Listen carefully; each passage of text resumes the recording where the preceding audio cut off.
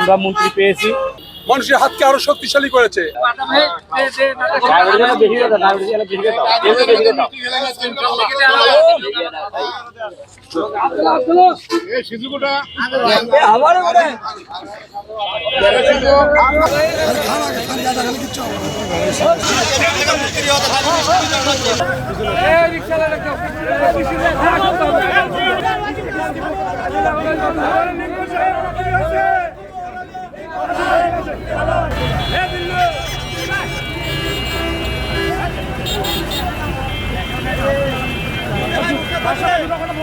গোবিন্দগঞ্জের সংসদ সদস্য জনাব শামীম কায়সার লিঙ্কনকে প্রতিমন্ত্রী দিয়ে গোবিন্দগঞ্জের মানুষের হাতকে আরো শক্তিশালী করেছে।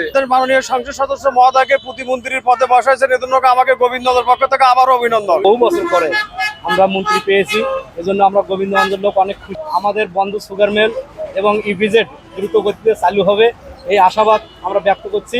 গোবিন্দগঞ্জের উন্নয়ন আরো এগিয়ে যাক। গোবিন্দগঞ্জের পক্ষ থেকে আর একটা দাবি করি, আমরা ইপিজেড যত দ্রুত পাবো তত আমাদের 2-10-20 লাখ লোক এখানে গোবিন্দগঞ্জের বাসিন্দারা এখানে কর্মস্থল সুযোগ সুবিধা পাইলে